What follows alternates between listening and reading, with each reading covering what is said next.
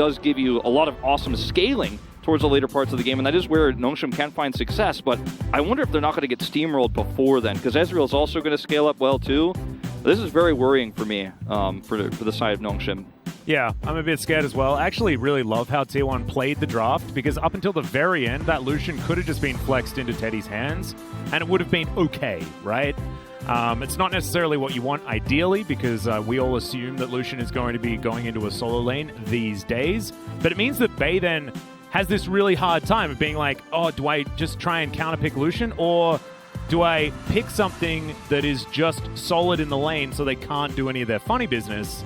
So we'll see how that top side is going to be played. The problem is that Rich always plays weak side. So as we get onto the Rift here, ladies and gentlemen, for the first time for us. Owner is nearby, and this is just a really rough start. Whoa, okay.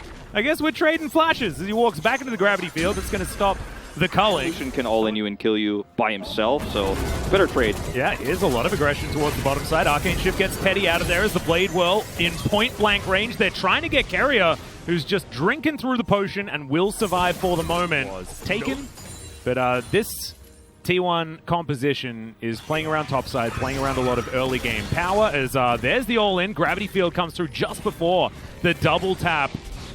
Ona's forgotten which side of the map he belongs to. He's a spy, man. He's a secret agent.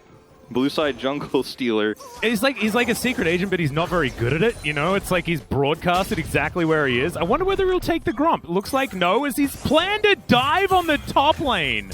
They do manage to get the flash and the ulti already. Peanut's going to turn up as there's the flash. Infernal Chain's not going to arm. Zeus in a little bit of trouble here. Does have the dominance. Is going to utilize it as now the sleep comes in. They're going to use it just to back away. We don't quite get to First Blood territory just yet. It's Kellen just a little bit late. Yeah, that's it.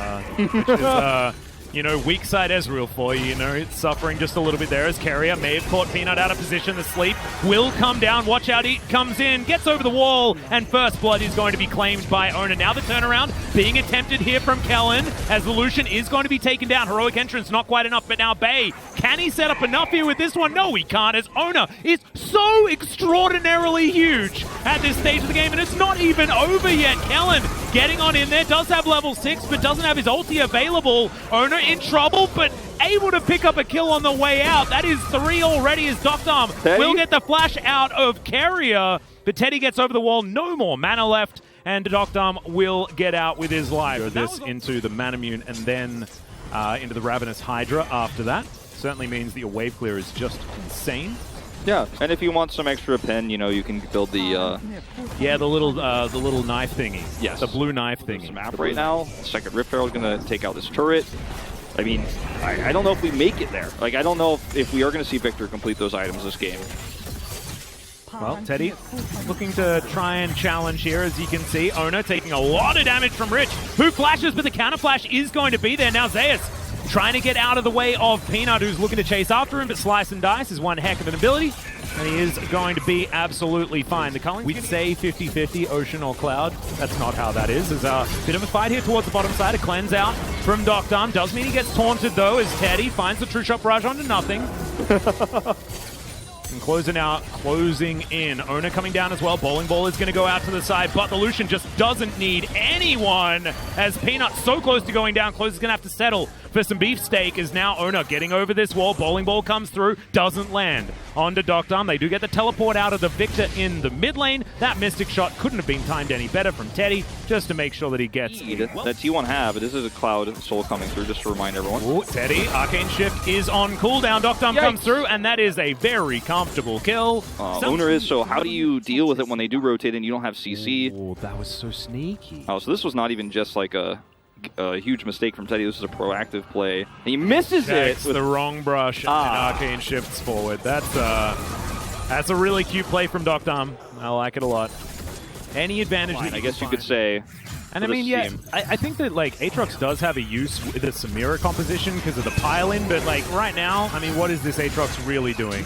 This is going to be his first addition to the scoreline, and unfortunately, it's in the wrong column. Yep. It's just a really unfortunate, you know, dive there. There's nothing an Aatrox can do in this case, especially with, you know, Lilia having her sleep available. It's just a guaranteed kill. Yeah.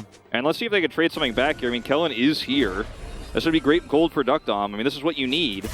Well, how much of a protector can Carrier be as he does find the double taunt? Bay's going to come up as well. They do have full information as Closer gets out of the way of the Pulverize. They do kill the Renekton, but now Closer is trying to unleash himself, looking to take down Bay. The Chaos Storm going to be a bit of a problem. So, already the Crocodile being taken down. There is the dash forward from Closer. Steps out of the gravity field a little bit too late there as he dashes over, takes down the Victor, and now Owner's going to turn up and try and gatekeep. Teleport going to immediately come in as the rest of Nongshim are going to rally around Rich. Closer most likely going to be taken down as the home guard was there. He breaks the chains that bind, but Rich is just going to stab him in the back. And but still, that was the beginning of what looked like potential start of a comeback here for Nongshim. We're not there yet, but... Yep. Well, T1, they've started off the Baron. As everyone's on it, they do have a level lead in the jungle as well, so let's see whether Owner can make sure that he confirms this. Peanut is going to dive into the pits, looking to be a 50-50, but Owner is going to win it. But in goes the Aatrox. He finds the backline, finds the Lucian, but the Lilia is starting to pop off. Instant interruption on the ulti of the Samira, and that is going to spell the end as Teddy grabs a double. They grab the Baron, and T1. Right. T1 still trying to close in. Haven't actually cracked this turret just yet, but Nongshim are going to realize that the Brute Force is a couple of autos away. And this inhibitor will be not long for the world. Can T1 get more is the question, as we've only got 9 seconds left on the Baron buff. I think they could be happy with this, but they're in a really good spot to collapse. Is available for a few more seconds. This is Nongshim's last chance in this game. This is going to have to be a miracle fight. Well, the Baron is certainly going to go down, and there's Carrier in position. He locks up Rich, as now Teddy gets to work on the backside as Peanut has to dive out immediately. Closer trying to escape this one, going down extraordinarily low in T1. They do suffer some losses in health bar, but not necessarily in the kills just yet. The Lilia will fall, but now Teddy is over the wall, and unfortunately, the ulti's not quite enough because it doesn't pierce far enough to get Teddy, and he hops on in and grabs that one. That's going to be the ace, and that should be the game here for T1. Really against very weaker opponents here than you should be probably getting too excited about. But when you see T1 perform this well, I think you're very happy to see that return to form. Look at some of the disgusting damage that is done by an Ezreal. Welcome back to the game, Ezreal. Really glad that you're here with all of his skewed numbers that get thrown out. But, I mean, it's just big numbers across the board. Even Carrier did double the damage of the Alistar. Yeah. I mean... nutty. This was a really good draft from T1. I liked how it started for Nongshim, and I like the idea of trying to draft around this. But the Aatrox pick, when that came in, that's when I started getting worried. And unfortunately, it's just did not work out. He got totally owned in lane, and I hope that if we have a similar draft in Game 2, that maybe they play a little bit of a safer top matchup, try to play around those later game conditions. Yeah, I mean, I think that, this is something that you expect out of Nongshim, right? Like, the Aatrox, when it's being piloted by Rich, it's not like this is insane, why are you picking this? You obviously know that it's because there is a lot of mastery on this champion. However, it just doesn't really work anymore these days, right? And especially not when they get denied the game plan that was going to make it work.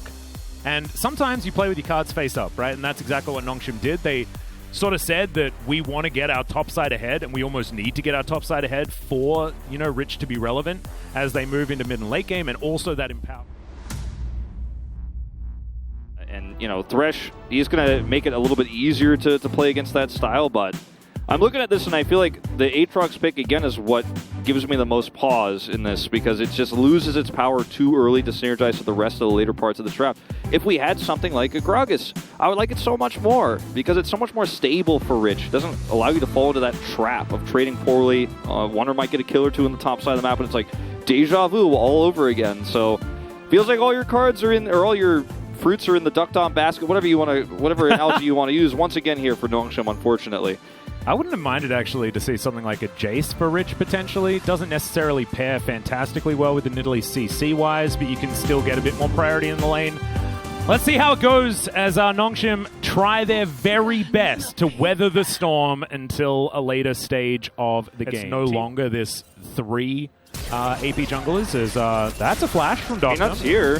Flashes all the way in. They land the spear. Hook is good as well. Good night, Teddy, once again. overstepping his bounds, and Nongshim, they know where their bread's buttered, and it's the birthday boy. I think a lot of people are rolling at their eyes at the draft because of that, but hold that thought. Yeah, I mean, that is, of course, weak side, as Rich is going to flash out of the way of Ona, but he's not the one tanking the turret. Zeus is going to go down, and so is Ona, as Rich gets the double kill. Peanut comes in, primal surge for the assists. I love it. Get that extra goal. I mean, land those E's, and Carrier is certainly able to do some work as Teddy lands a good pierce. Hook on to Carrier, though, as he's going to get thrown forward. There's the flash in, and Carrier just says goodbye to the birthday boy. And now they'll grab some plates on their way out. And more 2v2 kills for these guys, as it's a steal away on the Rift Herald here for Peanut. Rich with the World Ender is there, as the Shockwave only lands onto one, and now the slaughter will begin. Yes, they pick up Eye of the Herald, but what do they lose? And 11 minutes in is a very, very late one, as here's the World Ender from Rich.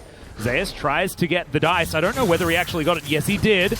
Trying to get out of the way. Doesn't have flash, though, as Dominus is popped, but unfortunately, it is not enough. Ona, at the same time, going to be taking down the Mountain Drake, and finally, we don't have a Cloud Soul. Yeah, so it's going to be a big change here, but it's a trade. Oh, hold that thought. His closer is just... He's well and truly underneath the turret right now. He is between two. Yeah, as Pop Blossom down towards the bottom side. There's the Fate's Call as Teddy just executes Kellen. Ona comes on in and easily You can push the issue so far. Oh, yeah. And now Ona coming on over, looking to try and steal away this red buff. He should be able to, as a sleep is possible. Carrier wrapping around as Ona does steal away the red, and there it is. Peanut walks right onto the Nico. Blastcone moves him on back. He's burning down, gives him the peace sign, but Carrier just says goodnight. And T1 are all over Nongshim's jungle right now. This is what we call top priority, even though that one away. So that's going to be the first one for T1 here for this game. As now Kellen moving on forward. Peanut finds himself in position once again. Fate's Call is going to be available, but Pop Blossom goes down first, and now Teddy is trying to fight this one out. Great snare underneath the turret onto Kellen is the immediate call of the week. Double kill comes through. Carrier's still trying to get out of this one. He's not going to be able to, but now Peanut's playing Alcove League of Legends when he absolutely doesn't want to, and Shirley is destroying the mid lane. Yeah, this is a really proactive play from Zeus. Sleepy buys. That's going to be a Shockwave. That's decent, but Bay's still going to die in the blink of an eye. I mean, the mid lane is over.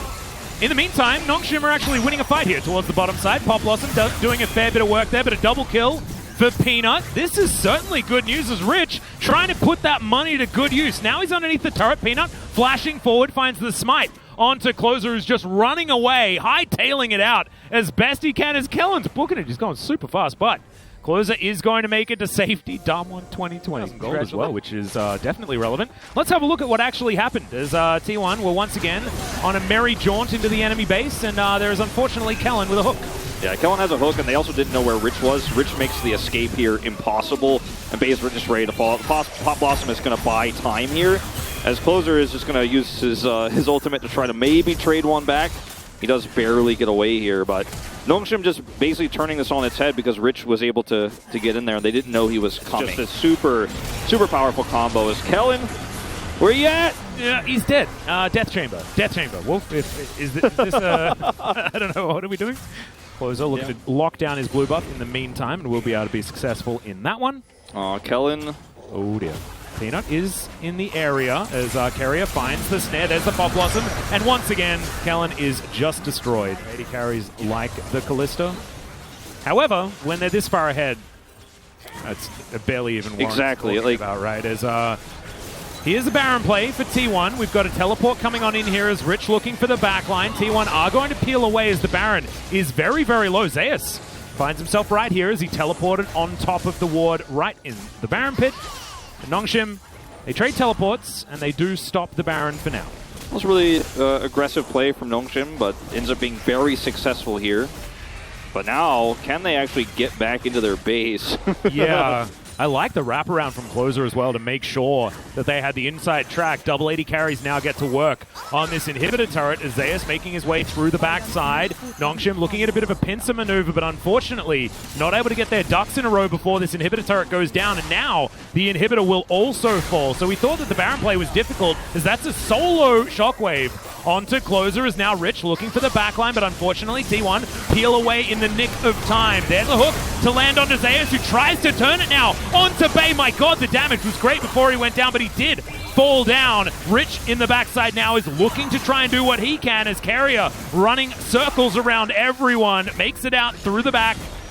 And Nongshim, they win yet another fight. It's a 1-0. They lose an inhibitor turret, but still. They save the inhibitor, right? But they get as much value from this move as possible. Bay teleporting immediately back over, and as you can see, that wave is slowly but surely dying. Can T1 keep themselves alive is the question, as the Baron is taken by the Lucian of all people. Peanut looks a little bit silly as he then dashes back over the wall, but in goes Rich now, finds a lot of AoE damage, but it is eventually pushed away.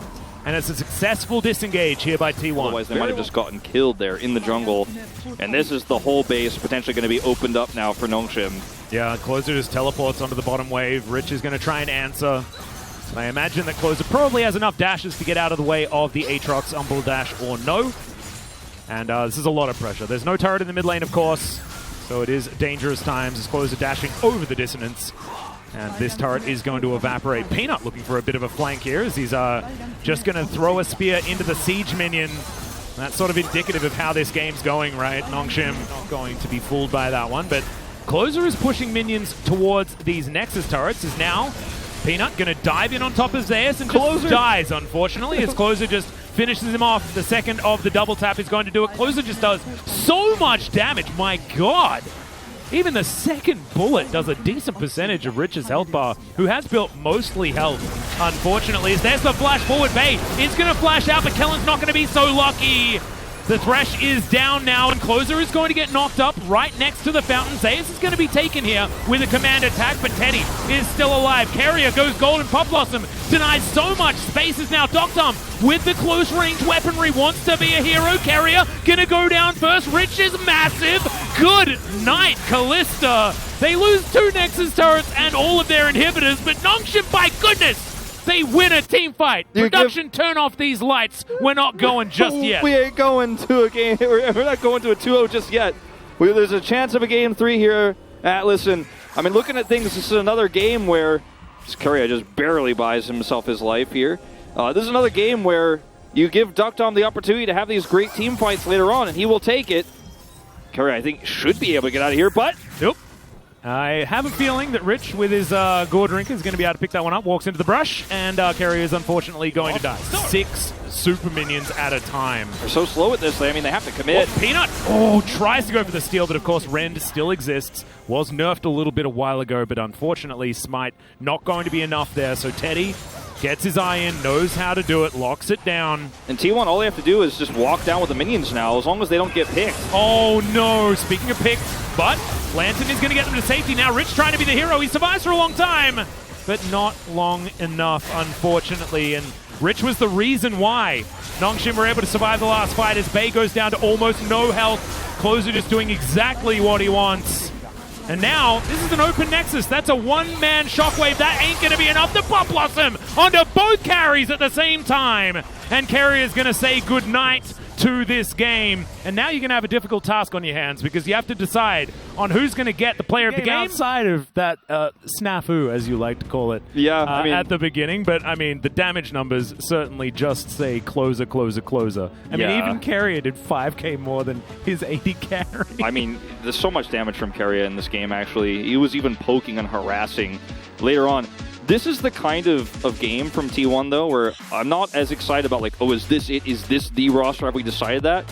I don't think we have, but I think this is the roster we see against Damwon Kia. And that series I was already excited for. We were all already excited for. Yeah. Suddenly feels like it's going to be even better. Like, if they play like this, I mean, I want to see Closer face off against Showmaker. He's often been a bit of a weak link for that team in the hard times they have had this season on some of those control mages. You put Closer up against him, I don't think he's going to dominate as hard as he did against Bay, but I think